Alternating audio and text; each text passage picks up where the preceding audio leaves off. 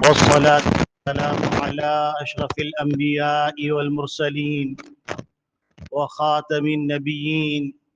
محمد وعلى آله وصحبه ومن تبعهم بإحسان ودعا بدعوتهم إلى يوم الدين. أما بعد فأعوذ بالله من الشيطان الرجيم. بسم الله الرحمن الرحيم. قال الله تبارك وتعالى: قل يا أيها الكافرون لا أعبد ما تعبدون ولا أنتم عابدون ما أعبد ولا أنا عابد ما عبدتم ولا أنتم عابدون ما أعبد لكم دينكم ولي دين. صدق اللہ العظیم. میرے محترم بزرگوں، عزیز دوستوں، دینی اسلامی بھائیوں، یہ سورۃ الکافرون کہلاتی ہے اور اس سورت کا دوسرا نام سورۃ العبادہ ہے. اس سورت کے بہت فضائل آتے ہیں اور نبی کریم صلی اللہ علیہ وسلم اس سورت کا اس قدر اہتمام فرماتے کہ فجر کی سنتوں میں عمومی طور پر پہلی رکعت میں قل یا ایھا الکافرون پڑھتے اور دوسری رکعت میں قل ھو اللہ احد پڑھتے، اور اکثر مغرب کی سنتوں میں پہلی سنت میں پہلی رکعت میں قل یا ایھا الکافرون پڑھتے اور دوسری رکعت میں قل ھو اللہ احد پڑھتے. یہ آپ صلی اللہ علیہ وسلم کا معمول تھا. آپ صلی اللہ علیہ وسلم اس سورت کی صحابہ اکرام رضوان اللہ اجمعین کو بڑی تاکید فرمایا کرتے تھے. یہ سورت بڑی عظیم الشان سورت ہے. نبی کریم صلی اللہ علیہ وسلم نے صحابہ اکرام رضوان اللہ اجمعین کو، جن میں حضرت انس رضی اللہ تعالیٰ عنہ ہیں، حضرت معاذ ابن جبل رضی اللہ تعالیٰ عنہ ہیں اور صحابہ ہیں، کہ فرمایا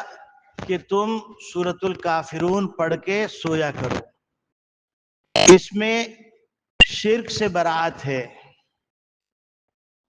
اور آپ صلی اللہ علیہ وسلم نے فرمایا کہ رات کے وقت سوتے وقت تم 4 سورتوں کا اہتمام کیا کرو. ایک قل یا ایھا الکافرون، دوسری قل ھو اللہ احد،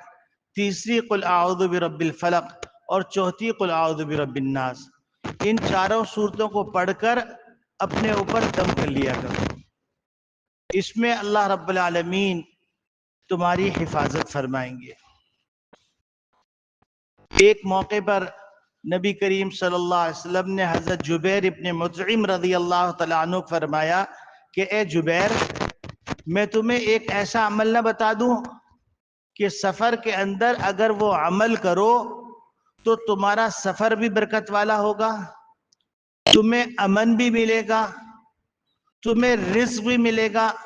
اور تمہاری تمام شرور اور آفات سے حفاظت بھی ہوگی. تو حضرت جبیر رضی اللہ تعالیٰ عنہ فرماتے ہیں کہ میں نے عرض کیا اللہ کے رسول، مجھے اکثر سفر درپیش رہتا ہے، تو آپ ضرور ارشاد فرمائیے. تو حضرت جبیر ابن مطعم رضی اللہ تعالیٰ عنہ فرماتے ہیں کہ نبی کریم صلی اللہ علیہ وسلم نے فرمایا کہ تم 5 سورتوں کا سفر میں اہتمام کیا کرو. پہلی سورت قل یا ایھا الکافرون، دوسری سورت اذا جاء نصر اللہ، تیسری سورت قل ھو اللہ،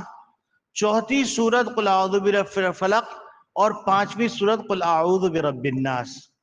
حضرت ابن رضی اللہ عنہ فرماتے ہیں کہ جب سے میں نے اپنے سفر میں اس کا اہتمام شروع کیا تو اللہ رب العالمین نے مجھے بڑی برکتوں سے نوازا اور میری سفر کی مشقتیں کم ہو گئیں، حتیٰ کہ بعض دفعہ سفر کے اندر فقر و فاقہ کا سامنا کرنا پڑتا، لیکن جب سے میں نے اس کا اہتمام شروع کیا ہے تو اللہ رب العالمین نے بڑی وسعت عطا فرما دی. آج کل دنیا کے اندر گلوبلائزیشن ہوا ہے اور مارکیٹ گلوبلائز ہو گئی ہے، تو ظاہر سی بات ہے انسان کو اپنا تجارتی سفر درپیش ہوتا ہے یا کوئی معاملاتی سفر درپیش ہوتا ہے، یہ عمل حضور نے فرمایا اگر ہم اس کا اہتمام کریں گے تو اس کے ثمرات بھی دیکھیں گے انشاءاللہ۔ یہ بہت مبارک عمل ہے، ہم نیت کر لیں کہ انشاءاللہ ہم ان 5 صورتوں کا اہتمام کیا کریں گے۔ سب سے بڑی بات تو یہ ہے کہ سورہ کافرون پڑھنے سے اللہ رب العالمین شرک سے برات کا اعلان فرما دیتے ہیں، اس کا سرٹیفکیٹ دے دیتے ہیں۔ تو اس سے بڑی سعادت کیا کہ دنیا بہتر ہو گئی تو آخرت تو بہتر ہوگی اور آخرت بہتر ہو گئی تو دنیا بہتر ہی بہتر ہوگی۔ تو اس میں دنیا کا فائدہ بھی ہے، آخرت کا بھی فائدہ ہے، اور اللہ رب العالمین سے دونوں چیزیں مانگنی چاہیے۔ اور اللہ رب العالمین نے تعلیم دی ہے، ربنا آتنا فی الدنیا حسنہ وفی الآخرت حسنہ وقنا عذاب النار۔ بہت سارے لوگ ہیں دینداری کے اندر وہ سمجھتے ہیں دنیا مانگنا معیوب بات ہے، تو کہتے ہیں ہم اللہ سے بس آخرت مانگتے ہیں، دنیا کو تو کوئی مسئلہ نہیں۔ بھائی دنیا میں رہنا ہے اور ہم کسی کے محتاج بن کے کیوں رہیں؟ ہم اللہ جس کے پاس سارے خزانوں کے جو ہے راز ہیں اور سارے خزانوں کی کنجیاں ہیں، ہم اس اللہ سے کیوں نہ مانگے ربنا آتنا فی الدنیا حسنہ وفی الآخرت حسنہ وقنا عذاب النار۔ یہ مانگنا چاہیے۔ اس سورت کا شائع نزول کیا ہے؟ اس سورت کا شائع نزول یہ ہے کہ نبی کریم صلی اللہ علیہ وسلم نے جب دعوت کا آغاز کیا اور فرمایا یا ایھا الناس قولوا لا الہ الا اللہ تفلحوا، اے لوگوں کہہ دو کہ اللہ کے سوا کوئی معبود نہیں، تم فلاح پا جاؤ گے۔ تو اب وہ لوگ جو بت پرستی میں مبتلا تھے اور اپنی نفسانی خواہشات میں مبتلا تھے، تو وہ جانتے تھے کہ اس کلمے کا مطلب یہ ہے کہ ہمیں اپنے رسم و رواج کے بندھنوں کو توڑنا پڑے گا، اپنی خواہشات کو پامال کرنا پڑے گا، ہمیں اپنی تمام رضا اللہ کی رضا کے اندر فنا کرنا پڑے گا، تو ماننے کے لیے تیار انہوں نے قسم قسم کی تکلیفیں دینا شروع کی۔ حضرات صحابہ اکرام رضوان اللہ اجمعین کو شدید تکلیف دی اور بڑی اذیتیں کا سامنا کرنا پڑا۔ تو پھر ایک دن ان لوگوں کی شورا بیٹھی، سرداروں میں عاص بن وائل، ولید ابن مغیرہ اور اسود، یہ 3 سردار یہ دیکھنے لگے کہ مسلمانوں کی تعداد بڑھتی جا رہی ہے اور نبی کریم صلی اللہ علیہ وسلم کی دعوت کی قبولیت عام ہوتی چلی جا رہی ہے اور لوگ جوگ در جوگ اسلام میں داخل ہو رہے ہیں، اور یہ مانتے تھے کہ نبی کریم صلی اللہ علیہ وسلم صادق ہیں، یہ مانتے تھے کہ نبی کریم صلی اللہ علیہ وسلم امین ہیں، یہ مانتے تھے نبی کریم صلی اللہ علیہ وسلم پارسا ہیں، یہ مانتے تھے نبی کریم صلی اللہ علیہ وسلم پاک باز ہیں، لیکن ان کو خطرہ یہ تھا کہ اگر ہم نبی کریم صلی اللہ علیہ وسلم کی دعوت کو قبول کر لیں گے تو ہماری چودراہٹ کی مٹی پلیت ہو جائے گی، ہماری چودراہٹ ختم ہو جائے گی، ہماری جو سرداری ہے اس کے اوپر حرف آ جائے گا۔ تو انہوں نے ایک ایجنڈا تیار کیا۔ یہ سمجھنے کی بات ہے کہ جب بھی 2 نظاموں کا ٹکراؤ ہوتا ہے تو دونوں نظام کے ٹکراؤ کی صورت میں باطل نظام پرکشش مطالبات لے کے آتا ہے اور کہتا ہے کہ یہ مطالبہ مان لو، یہ مطالبہ مان لو، تم کو یہ بینیفٹ ہوگا، یہ مطالبہ مان لو تمہیں یہ بینیفٹ ہوگا، لیکن تم ہمیں ہماری سرداری اور ہمارا سپیریئر پن اس کو باقی رکھو، اور ہم جن چیزوں کی تم کو کہہ رہے ہیں ان چیزوں کو تسلیم کر لو، اور وہ روٹس جن روٹس کے اوپر ہمارے مالی اور دنیاوی مفادات ہیں ان روٹس کے اوپر تم ہم سے کمپرومائز کر لو۔ یہ عمومی مزاج ہے، آج بھی یہ مزاج چل رہا ہے۔ تو یہ تینوں حضرات نبی کریم صلی اللہ علیہ وسلم کی خدمت میں آئے اور آ کے کہا اے محمد، ہمارے تمہارے درمیان بہت اختلافات بڑھ گئے ہیں اور بعض دفعہ تو تکار بھی ہو جاتی ہے اور ہمارے درمیان چپکلشیں بھی ہوتی ہیں، اور بڑے مظلوم بن کے کہنے لگے اور بعض دفعہ ہم سے زیادتی بھی ہو جاتی ہے، ہم تمہارے ساتھیوں کو تکلیف دیتے ہیں، تو ہم نے سوچا کہ اب ہم ایک ایجنڈے پہ آ جائیں، ایک نقطے پہ اتفاق کر لیں، تو اس کے بعد تم بھی امن سے رہو گے، ہم بھی امن سے رہیں گے۔ تو اب نبی کریم صلی اللہ علیہ وسلم ان کی گفتگو سنتے ہوئے غور فرمانے لگے کہ یہ کہتے کیا ہے۔ تو انہوں نے کہا کہ ایسا کرو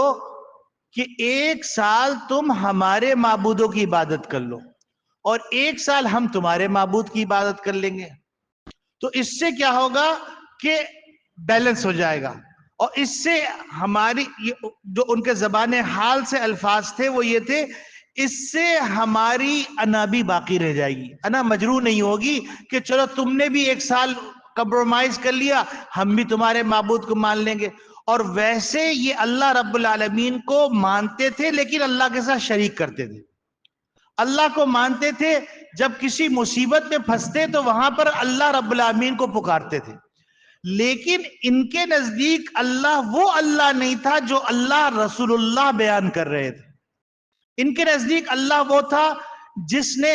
لات کو، منات کو، عزا کو، حبل کو اپنے اپنے احکامات، اپنی اپنی ذمہ داریاں تفویض کر دی تھی۔ کسی کو بچے دینے کی ذمہ داری دے دی، کسی کو تجارت میں نفع کی ذمہ داری دے دی، کسی کو جو بادشاہت کی ذمہ داری دے دی، کسی کو رزق کی ذمہ داری دے دی۔ تو ظاہر سی بات ہے نبی کریم صلی اللہ علیہ وسلم جس اللہ کو مانتے تھے وہ اللہ تو وہ تھا کہ اللہ احد، اللہ الصمد، لم یلد ولم یولد ولم یکن لہ کفوا احد۔ وہ تو اللہ کو اس طرح مانتے تھے کہ وہ اللہ رب العالمین کے بارے میں ان کا تصور تھا کہ ملائکہ جو ہے اللہ کی بیٹیاں ہیں، تو اللہ رب العالمین کو وہ اس طرح اللہ نہیں مانتے تھے جس طرح اللہ رب العالمین کو اللہ ماننا ہے۔ تو نبی کریم صلی اللہ علیہ وسلم نے ان کی گفتگو سنی تو گفتگو سن کے فرمایا کہ میں تمہاری بات ماننے والا نہیں ہوں، میں جو دعوت لے کے آیا ہوں وہ دعوت توحید کی دعوت ہے، وہ دعوت یہ ہے کہ اللہ کے سوا کوئی معبود نہیں، اللہ کے سوا کوئی پالنہار نہیں، اللہ کے سوا کوئی کارساز نہیں، اللہ کے سوا کوئی نافع نہیں، اللہ کے سوا کوئی رزاق نہیں، اللہ کے سوا کوئی قہار نہیں، اللہ کے سوا کوئی جبار نہیں، اللہ کے سوا کوئی غفار نہیں، اللہ کے سوا کوئی رحمان نہیں، اللہ کے سوا کوئی معبود نہیں، اللہ کے سوا کوئی مسجود نہیں، اللہ کے سوا کوئی نافع نہیں، اللہ کے سوا کوئی مسجود نہیں، اللہ کے سوا کوئی محبوب نہیں۔ تمام چیزیں اللہ کے آگے سرنڈر کرنی پڑیں گی، اللہ کے احکامات کو بلا چون چرا ماننا پڑے گا۔ تو یہ میں تمہاری دعوت کو قبول ہی نہیں کر سکتا۔ تو پھر ان سرداروں نے عاص بن وائل، ولید ابن مغیرہ اور اسود نے دوسرا آپشن رکھا، چونکہ یہ جب ڈیلیگیشن آتا ہے تو مختلف آپشن لے کے آتا ہے کہ اگر ادھر کمپرومائز نہیں ہوا تو ادھر ہو جائے گا، ادھر کمپرومائز نہیں ہوا تو ادھر کمپرومائز ہو جائے گا۔ تو انہوں نے کہا چلو ایسا کرتے ہیں، چلو ہم نے تمہاری بات مان لی، اب ایسا کرو تم جو ہے بیت اللہ میں آیا کرو، اپنی عبادت کرو اور ہم بھی اپنی عبادت کرتے رہیں گے، بس تم جاتے جاتے ہمارے بتوں کو ہاتھ لگا لیا کرو۔ یہاں مقصد کیا تھا کہ بتوں کو ہاتھ لگا لیں گے تو دیکھنے والے کہیں گے کہ اچھا یہ جو ہے ان کو بھی کچھ رسپیکٹ دیتے ہیں۔ تو نبی کریم صلی اللہ علیہ وسلم نے فرمایا یہ بھی میں نہیں کر سکتا۔ تو اب ان کے دماغ چکرا گیا، تو انہوں نے کہا اچھا چلو کم سے کم اتنی بات تو مان لیجئے کہ آپ یہ جو کہتے ہیں کہ لا الہ الا اللہ، تو آپ یہ نہ کہیں، آپ خاموش رہیں، یعنی آپ حق کی حقانیت بیان نہ کریں اور باطل کا بطلان بیان نہ کریں۔ آپ ہم سے کمپرومائز کر لیں کہ ہم بھی آپ کے اللہ کو کچھ نہیں کہیں گے اور آپ بھی ہمارے معبودوں کو کچھ نہیں کہیے گا۔ تو نبی کریم صلی اللہ علیہ وسلم فرمائے میری دعوت ہی یہی ہے کہ پہلے نفی ہوگی پھر اقرار ہوگا، پہلے لا الہ کہ اللہ کے سوا کوئی معبود نہیں، نہ لات، نہ منات، نہ عزا، نہ حبل اور نہ 360 بت، کوئی معبود نہیں، پھر اس کے بعد الا اللہ کا اعتراف ہوگا۔ تو اب یہ چکرا گئے، اب انہوں نے نیا مطالبہ شروع کیا. پہلا مطالبہ تو یہ تھا کہ دعوت کے اوپر جو ہے 3 طریقے سے وار کیا کہ دعوت کو اس طرح نہیں، اس طرح کر لیں، اس طرح نہیں، اس طرح. اب یہ آگے دنیاوی لالچ دینے کے لیے. یہ ایک طریقہ ہے، اور یہ شروع سے ازل سے یہ طریقہ چلا آ رہا ہے کہ باطل پہلے جو ہے ایک نظام کو ہٹ کرتا ہے. اگر اس نظام کو ہٹ کرنے کے نتیجے کے اندر کام نہیں بنتا تو اب یہ جو ہے مختلف قسم کے مفادات کو سامنے لے کے آتا ہے. تو انہوں نے کہا اچھا دیکھیے، آپ ایسا کیجئے کہ آپ کو بادشاہت چاہیے تو سارے سردار آپ کو ملک الملک مان لیں گے، سارے بادشاہوں کا سردار مان لیں گے. یا پھر آپ ایسا کیجئے، آپ کو اگر انتہائی خوبصورت لڑکی چاہیے تو عرب کا جو منتخب حسن ہے وہ حسن ہم آپ کے قدموں میں رکھ سکتے ہیں. اور اگر آپ یہ بھی نہیں مانتے تو آپ کو دولت چاہیے تو ہم سب دولت اکٹھے کر کے دولت کا انبار لگا دیں گے، آپ کے قرضے اتار دیں گے. یہ آج کل کی صورتحال کے اندر یہ لفظ میں نے بولا ہے. تو اب نبی کریم صلی اللہ علیہ وسلم نے فرمایا میرے ایک ہاتھ کے اندر سورج رکھ دیا جائے اور ایک ہاتھ میں چاند رکھ دیا جائے، میں تب بھی 1 انچ اپنی دعوت سے پیچھے ہٹنے والا نہیں. آج سیکولرزم اور لبرلزم وہ یہ کہہ رہا ہے کہ چلو تم عبادت بھی کرو لیکن اس کے ساتھ ساتھ، یعنی ان کا جو غلاظت بھرا ایجنڈا ہے اس کو انہوں نے تہذیب کا نام دے دیا، انہوں نے اس کو معاشرت کا نام دے دیا، انہوں نے اس کو یوں سمجھ لیے روشن خیالی کا نام دے، یعنی لبادہ اڑایا ہے. غلیظ ترین یعنی غلاظت کو انہوں نے سونے کی پنی میں لپیٹ کے پیش کیا ہے. یہ فیشن شو ہے، لہٰذا اس فیشن شو میں تم ویلنٹائن ڈے بھی مناؤ اور مسجد میں جا کے نماز بھی پڑھو. اب آپ اندازہ کیجئے کہ جو آدمی ویلنٹائن ڈے منائے گا یا جو عورت ویلنٹائن ڈے منائے گی تو یقینی بات ہے اس کی حیا تو تار تار ہو گئی. اور حیا تار تار ہونے کے بعد دوسرا نقصان یہ ہوا کہ وہ عورت جو ایک نسل کو پروان چرانے کا بہترین ذریعہ ہے، ایک عورت جو خاندانی نظام کو ترویج دینے اور سنبھالنے کا سہارا ہے، ایک عورت جو باکردار ہے، ایک عورت جس کو اسلام نے گھر کی ملکہ بنا کر حقوق عطا کیے ہیں، اس کو بازاری عورت بنا کے حقوق نہیں دیے ہیں، اس کو مالی فائدہ بھی دیا ہے کہ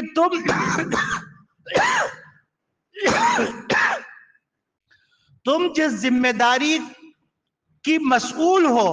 وہ ذمہ داری یہ ہے کہ تم گھر کے نظام کو آرگنائز کرو تاکہ تمہارا شوہر تمہارے لیے نفقے کا انتظام کرے، تمہارا والد تمہارے لیے نفقے کا انتظام کرے، تمہارا بیٹا تمہارے لیے نفقے کا انتظام کرے. اور صرف یہی نہیں بلکہ تم کو باپ کے اندر ورثے کے اندر حق ملے گا، یہ حق تم کو ملے گا. یہاں ذیل کے اندر ایک بات عرض کرتا چلوں کہ آج کل لوگ یہ بات کہتے ہیں اور بڑے دھڑلے سے کہہ رہے ہیں، چونکہ چپکے سے ایک راستے سے الحاد نے بھی اپنا دروازہ کھولا ہے اور الحاد بڑی تیزی سے پڑھے لکھے طبقوں میں سرایت کر رہا ہے. وہ اس الحاد کی صورت کے اندر 2 اعتراضات بڑے آرام سے کیے جا رہے ہیں. ایک اعتراض یہ کیا جا رہا ہے کہ ماں باپ کا حق زیادہ ہے تو ماں باپ کو ورثے کے اندر حق کیوں کم دیا گیا اور بیٹے کو ورثے میں حق کیوں زیادہ دیا گیا. دوسرا اعتراض یہ کیا جاتا ہے عورت کو 1 حصہ دیا گیا، لڑکے کو 2 حصے دیے گئے. ان بیوقوفوں کو یہ پتہ نہیں ہے کہ ماں باپ زندگی کا ایک بڑا حصہ گزار چکے ہیں، اب ان کے پاس رخصت ہونے کے لیے تھوڑا ٹائم بچا ہے تو ان کو بہت زیادہ دولت کی ضرورت نہیں ہے. جو دولت ان کو ورثے میں بیٹے سے مل رہی ہے وہ ان کی زندگی کو گزارنے کے لیے کافی ہے. اس وجہ سے ماں باپ کو حصہ کم دیا جا رہا ہے. اور لڑکی کے بارے میں تو لڑکی کا مسئلہ یہ ہے کہ لڑکی کے اوپر معاش کی ذمہ داریاں نہیں ہیں، معاش کی ذمہ داریاں لڑکے کے اوپر ہیں،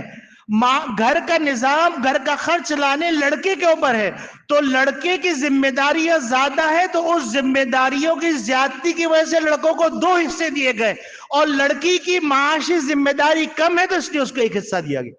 اب جب انسان سنتا ہے تو بات کر کے ادھر ادھر کر لیتے۔ آج کل الحاد بڑی تیزی سے آ رہا ہے، تو اس الحاد کے سامنے یہ پیغام قل یا ایھا الکافرون پڑھنا پڑے گا۔ جس طرح نبی کریم صلی اللہ علیہ وسلم نے بیت اللہ میں جا کر قل یا ایھا الکافرون پڑھی اور اعلان کیا، اللہ نے ان کو حکم دیا، اے محمد ربی صلی اللہ علیہ وسلم آپ ببانگ دہل اعلان کر دیے، ایھا الکافرون، اے وہ لوگوں جو اللہ کا انکار کرتے ہو، اللہ کو اس طرح نہیں مانتے جس طرح ماننے کا حق ہے، اللہ کا تعارف تمہارے نزدیک وہ نہیں ہے جو اللہ نے اسلام کے اندر بیان کیا ہے، تو سن لو، لا اعبد ما تعبدون، کہ میں تمہارے معبودوں کی عبادت نہیں کرتا ہوں جن معبودوں کی تم عبادت کر رہے ہو، اور تم ان معبودوں کی عبادت نہیں کرتے جس معبود کی میں عبادت کر رہا ہوں۔ اور صرف یہ حال کا ایجنڈا نہیں ہے بلکہ مستقبل کا بھی ایجنڈا ہے کہ لا اعبد ما تعبدون ولا انتم عابدون ما اعبد ولا انا عابد ما عبدتم، مستقبل کے اندر بھی تم جتنے مطالبات لے کے آؤ، جتنی پرکشش ڈیلے لے کے آؤ، ہم ان ڈیلوں کو ماننے والے نہیں ہیں۔ فلسطین ہمارا تھا، فلسطین ہمارا رہے گا، تم غزہ کی تعمیر کی آفر کرو، کچھ بھی کرو، لیکن یاد رکھو یہ غزہ ہمارا تھا، ہمارا رہے گا۔ اور ساتھ ساتھ ذیل کے اندر ایک بات عرض کرتا چلوں، اس وقت کچھ علماء نے ایک ذمہ داری اٹھائی ہے، وہ ذمہ داری یہ اٹھائی ہے کہ وہ 100 مساجد فلسطین کے اندر بنائیں گے، کیونکہ غزہ، خان یونس اور بہت سارے علاقے بالکل تہو بالا کر دیے گئے، تو 100 مسجدوں کا ارادہ کیا ہے، اور اس کے لیے آسان سا فارمولہ یہ ہے، آپ یہ کہیے کہ میری آمدنی کے اندر جو مجھے نفع ہوگا اس میں 1 روپے ہر آمدنی میں نکالوں گا، اور 1 روپے نکالنا مشکل نہیں ہے، اور مہینے بھر کے اندر 1 روپے کر کے جمع کر کے پھر میں ان علماء کو، جو علماء 100 مساجد بنانے کا ارادہ رکھتے ہیں اور ان کی بستیوں کو دوبارہ آباد کرنے کا ارادہ رکھتے ہیں، ان کو فنڈنگ کریں، تاکہ یہ ہمارے مسلمان بھائی ہیں۔ اور یاد رکھیے کہ شام کو اسلامی مذہب کے اندر، اسلامی نقطہ نگاہ کے اندر بڑی اہمیت حاصل ہے، بیت المقدس کو بڑی اہمیت حاصل ہے، تو بیت المقدس کے اندر جو فلسطینیوں قربانیاں اٹھائی ہیں وہ اپنے لیے نہیں اٹھائی ہے بلکہ ہماری طرف سے انہیں فرض کفایہ ادا کیا۔ تو یہ بات سمجھ لیجئے کہ اس ذمہ داری کے اندر ہم سب شریک ہیں، اور ہم سب کو یہ ارادہ کرنا ہے کہ انشاءاللہ ثم انشاءاللہ جو علماء مساجد کا اہتمام کر رہے ہیں، مساجد بنانے کا اہتمام کر رہے ہیں اور 100 مسجدیں بنانے کا ارادہ کیا، اس میں ہم کچھ نہ کچھ حصہ ڈالیں گے۔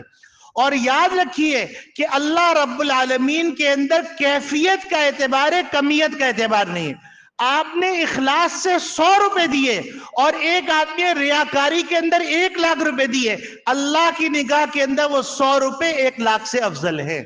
تو آپ یہ مت سوچئے کہ آپ جو کتنا دیں گے، آپ 1 اینٹ خرید لیجئے۔ من بنا للہ مسجدن بنا اللہ بیتن فی الجنہ، جس نے مسجد بنائی اور اللہ رب العالمین اس کو جنت میں ایک عالیشان محل عطا کریں گے۔ تو یہ موقع ملا ہوا ہے، اور اس موقع سے فائدہ اٹھائیے، اور وہ مستند ادارے جو ادارے اس ذمہ داری کو اٹھا رہے ہیں ان ذمہ داروں کے تک اپنی رقم پہنچائیے، اور علل اعلان اپنے بچوں کو قل یا ایھا الکافرون کا جو ترجمہ ہے وہ سکھائیے، اور بچوں کو سکھائیے کہ دیکھو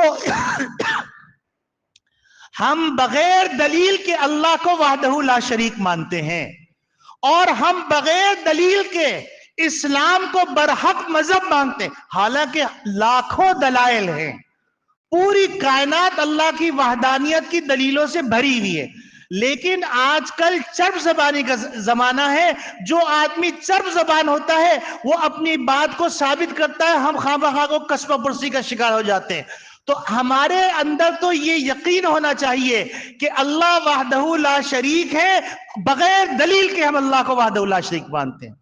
اور محمد صلی اللہ علیہ وسلم خاتم النبیین ہے، بغیر دلیل کے ہم خاتم النبیین مانتے ہیں. اور اسلام خاتم الادیان ہے، ہم بغیر دلیل کے اسلام کو خاتم الادیان مانتے ہیں. اور ہم فیشن کے نام پر، کلچر کے نام پر، روشن خیالی کے نام پر، تہذیب کے نام پر اسلام کو چھوڑنے کے لیے تیار نہیں ہے. قل یا ایھا الکافرون، اے کافرو